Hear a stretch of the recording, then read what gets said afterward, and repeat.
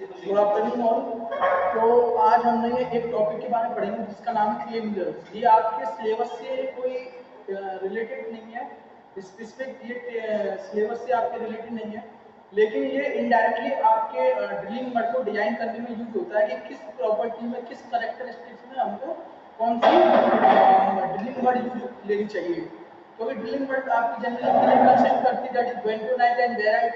ठीक है, तो हम उनके बारे में पढ़ेंगे, क्ले मिनरल्स के बारे में।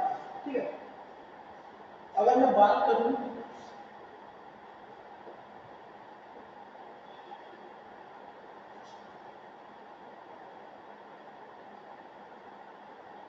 क्ले मिनरल्स के बारे में, तो ये फॉर्म कैसे होते हैं, किससे होते हैं और फॉर्म होने की वजह क्या होती है, ये एक एक करके हम डिस्कस करेंगे। तो जैसे आपका होता है प्राइमरी मिनरल्स।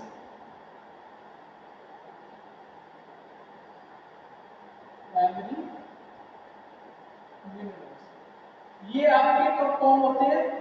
एट एलिवेटेड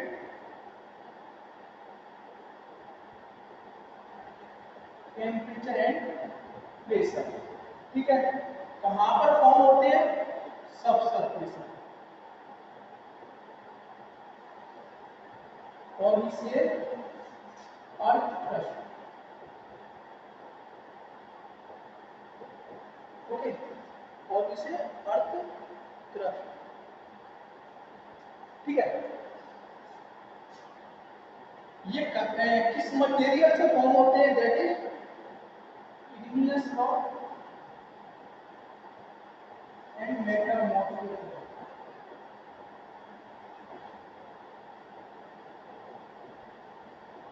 जो आपके क्ले मिनरल्स फॉर्म होते हैं वो आपके प्राइमरी मिनरल्स से होते हैं। प्राइमरी मिनरल्स का फॉर्म होते हैं जब एलिवेटेड टेम्परेचर एंड प्रेशर होता है। ये कहां पर होगा? सब सरफेस में और अर्थ क्रस्ट में। ये किससे फॉर्म होगा? इग्नियस और मेटामॉर्फिक रॉक से। ये प्राइमरी मिनरल आपका सेकेंडरी मिनरल बनाता है।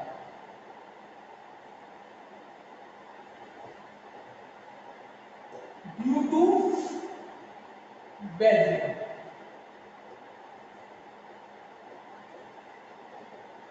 वेदरिंग भी अपने आप में एक बहुत वाइड और अपने अंदर बहुत सारी प्रोसेस को इंक्लूड करती है, लेकिन जो क्ले मिनरल के फॉर्मेशन में वेदरिंग का इंपोर्टेंस होता है वो होता है आपका आइसोमोर्फस सब्स्टिट्यूशन।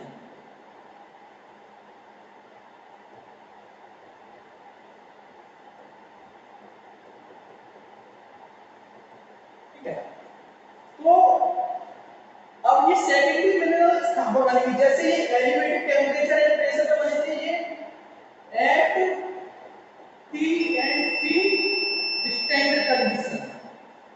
ये आपके टेम्परेचर एंड प्रेशर जो स्टैंडर्ड कंडीशन से होंगे वो उसका बनेंगे। और स्टैंडर्ड कंडीशन में टेम्परेचर एंड प्रेशर कहां पर पाए जाते हैं? At earth surface. ठीक है, ये किससे बनते हैं? ये बनेंगे आपके इग्नियस और मेटामॉर्फिक रॉक से।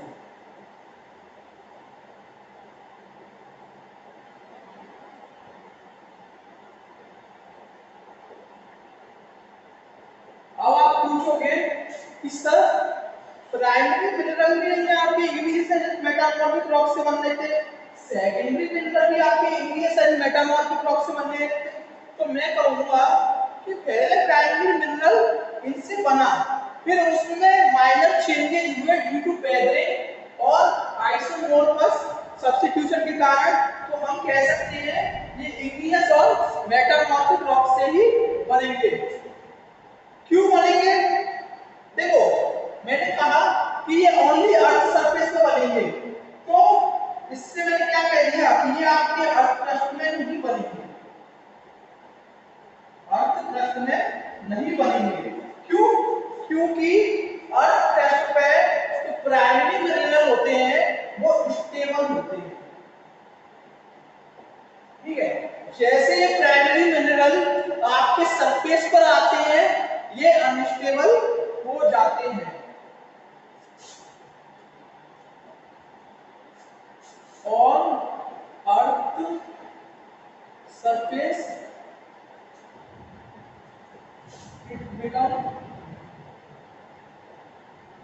अनस्टेबल, ठीक है, ये अनस्टेबल हो जाती है। तो जो प्राइमरी मिनरल है और अनस्टेबल है,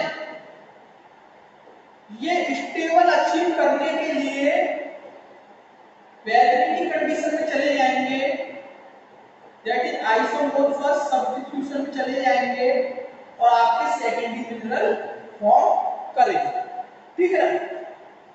इतनी चीजें हैं, वो देख लो कुछ छूट तो नहीं गया, ठीक है। ये आपके सेकेंडरी मिनरल बन गए।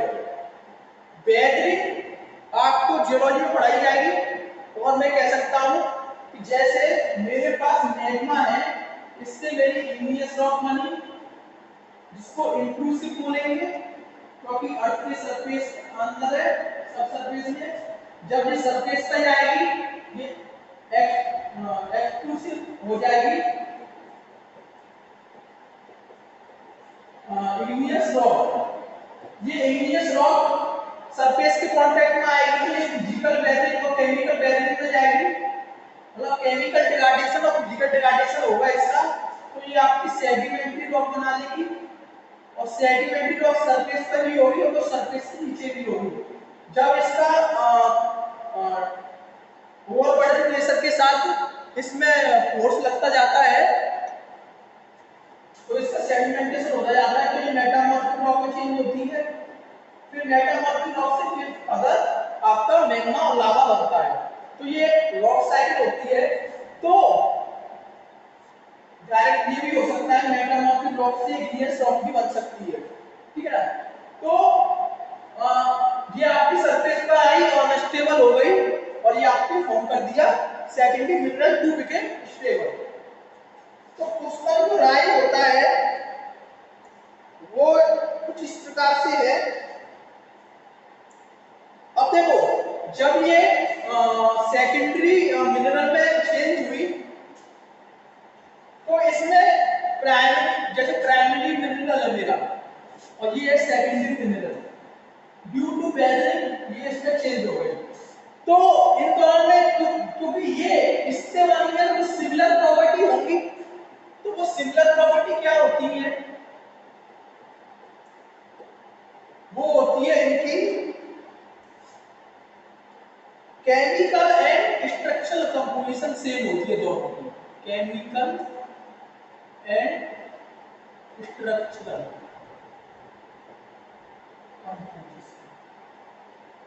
सेम होती है प्राइमरी मिनरल में और सेकेंडरी मिनरल में।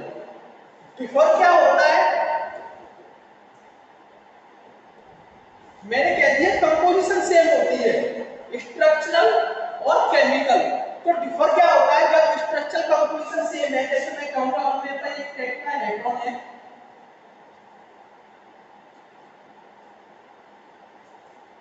अगर मेरे पास एक टेट्राहेड्रॉन है और मेरे पास अगर एक टेट्राहेड्रॉन और इसके बीच में सिलिकॉन है और ये ऑक्सीजन एटम्स हैं, ठीक है, तो ये हो गया आपका SiO4। तो आपका ये सिलिकेट मिनरल होगा जो टेट्राहेड्रल शेप में है, ठीक है।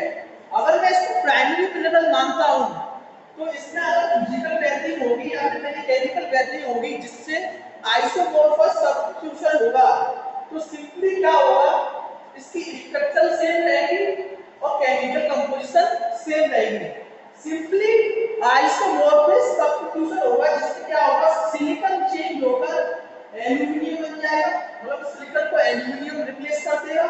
या फिर मैं कह सकता हूं सिलिकॉन को, जैसे ये +3 और ये +4 होता है तो एक पॉजिटिव चार्ज घट गया, तो मैं कह सकता हूं या फिर इसको कोई एक पॉजिटिव चार्ज बढ़ के कोई एलिमेंट इसको रिप्लेस कर देगा, एलिमेंट विद पॉजिटिव चार्ज +5 का।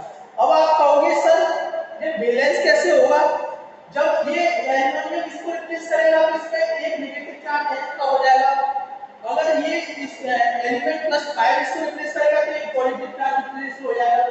इन दोनों को बैलेंस करने के लिए इसमें आएगा, इस केस में नेगेटिव एटम आएगा और इस केस में पॉजिटिव एटम आएगा। तो इसकी structure and chemical composition same रही, बस इसका क्या बदल गया, सब्स्टिट्यूशन हो गया। ठीक है, तो डिफर क्या हुआ इसमें, डिफर क्या हुआ इसमें, secondary mineral differ in geometric, secondary mineral differ in geometric arrangement of atoms and ions, geometric arrangement of atoms and ions। ठीक है, ये में डिफर होगा with in their structure, obviously इसके स्ट्रक्चर के अंदर ही हो रहा है।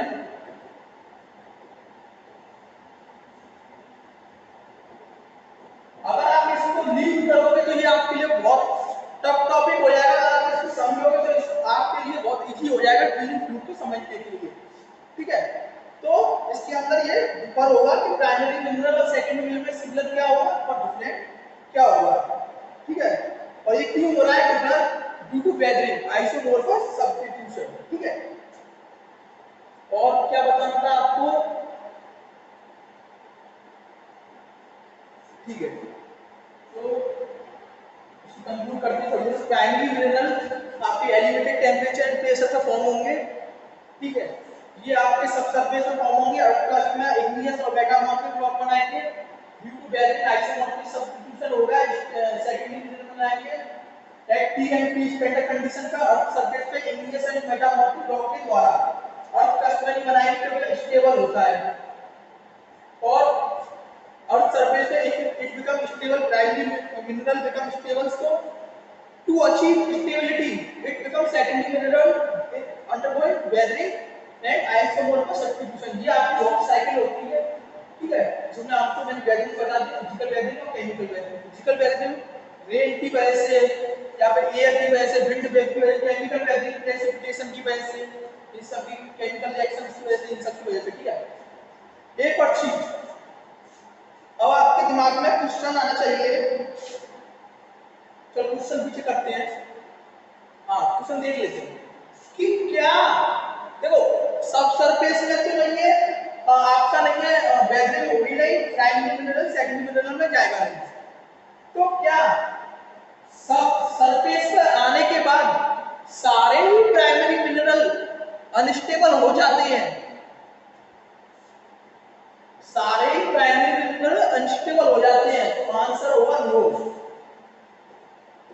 कुछ मिनरल्स ऐसे होते हैं जो स्टेबल होते हैं और रेजिस्टेंट होते, रेजिस्ट करते हैं वेदरिंग को, और वो कौन कौन से होते हैं, इनका नाम आप एक बार लिख लीजिए, क्वार्ट्ज, माइका और फेल्डस्पार।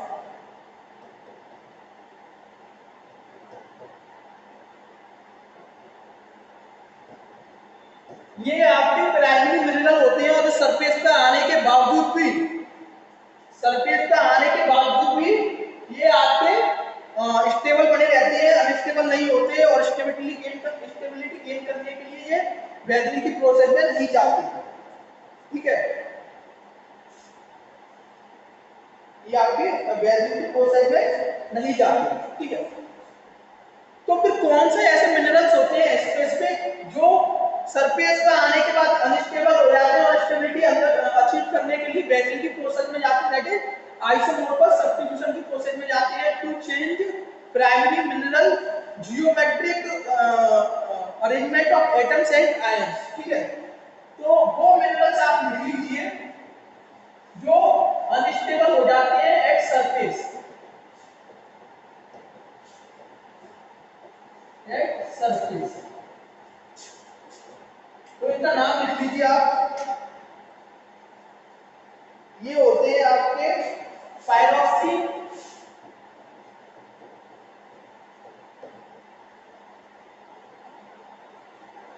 एम्फीबोल्स और a host of accessory minerals, a host of accessory minerals.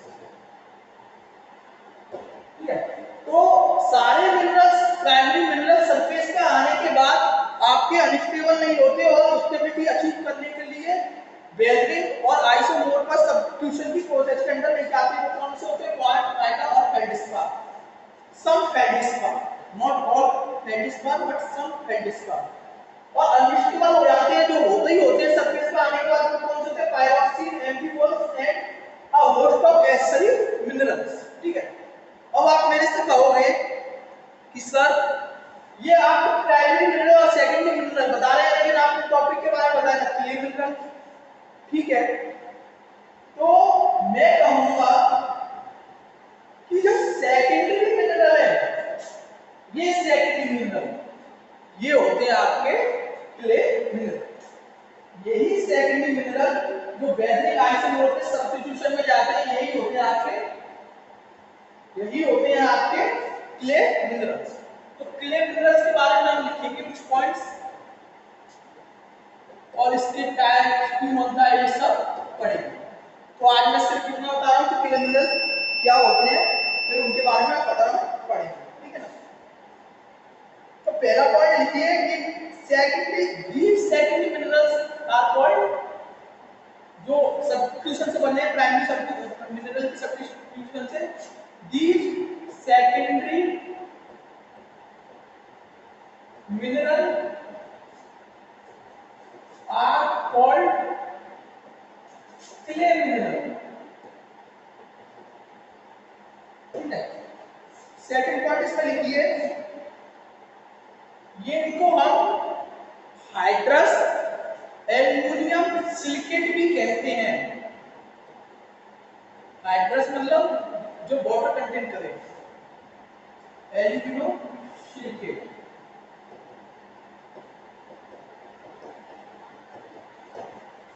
ठीक है, ऑल्सो कॉल्ड, इनको सेकेंडरी मिनरल भी कहते हैं, इनको हाइड्रस एल्युमिनियम सिलिकेट भी कहते हैं। इसका एक और नाम आएगा जो मैं आगे बताऊंगा जब पूरा टिकेट में पढ़ाऊंगा इसको। इनका साइज क्या होता है कि क्ले मिनरल से तो क्ले साइज के होंगे, ऑक्टेन ऑफ क्ले साइज। ठीक है, नेक्स्ट पेज पे देखो,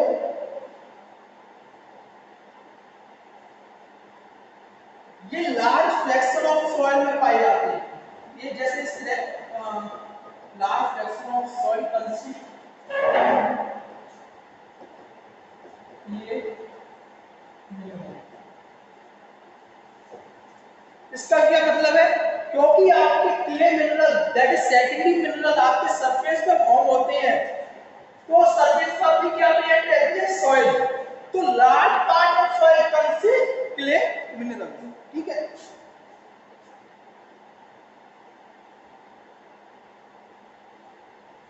एक लास्ट पॉइंट है, और लास्ट है बट नॉट लीस्ट है,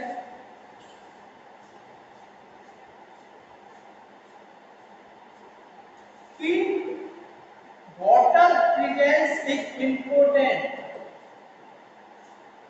वाटर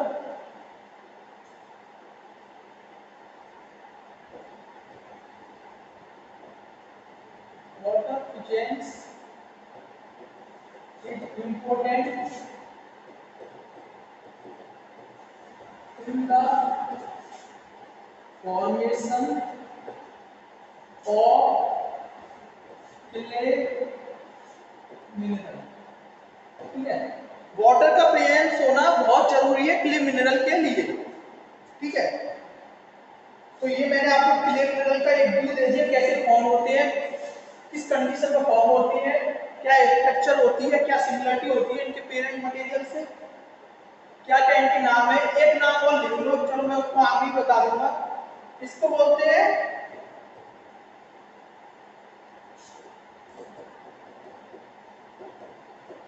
इसका एक नाम ये भी होता है। ठीक है, जो आपके हाइलो है या नहीं हाइलो है, इसको क्या बोलते हैं, मैं प्रोनाउंसिएशन नहीं जानते इसका, लेकिन स्पेलिंग इसकी ये है। ठीक है, तो इसका ये आपकी ग्रीक वर्ड है, ग्रीक वर्ड है, इसका मीनिंग होता है लिंक।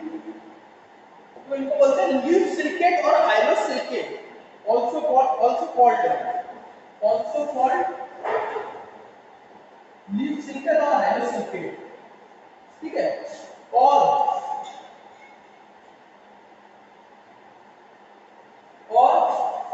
इनकी जो स्ट्रक्चर होती है वो लेयर्ड और बेडेड स्ट्रक्चर होती है। और आप ये भी कह सकते हो लीफ लेयर स्ट्रक्चर होती है, लीफ की लेयर होती है ना, ऐसी स्ट्रक्चर होती है। ये क्रिस्टलाइन नेचर से होते हैं।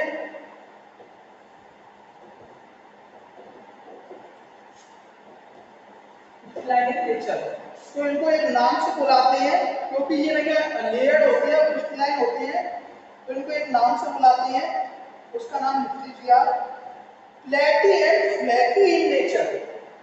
प्लेटी means layer and flaky means crystal in nature, ठीक है। तो क्ले मिनरल्स के बारे में मैंने आपको इतना बता दिया। अब कुछ क्वेश्चंस हैं वो पढ़ लेते हैं, ठीक है। क्ले मिनरल्स के बारे में फिलहाल मैंने इतना बता दिया और क्वेश्चन से कुछ पढ़ लेते हैं कि why mineral transformation primary to secondary takes place simply due to नहीं अर्थ सरफेस पर आने के बाद नहीं प्राइमरी मिनरल अनस्टेबल हो जाते हैं, स्टेबिलिटी गेन करने के लिए वो वैल्यू में जाते हैं, आइसोटोप पर सब्स्टिट्यूशन में जाते हैं, और जब स्टेबल होने के लिए प्राइमरी टू सेकेंडरी मिनरल में फॉर्म होते हैं, ठीक है।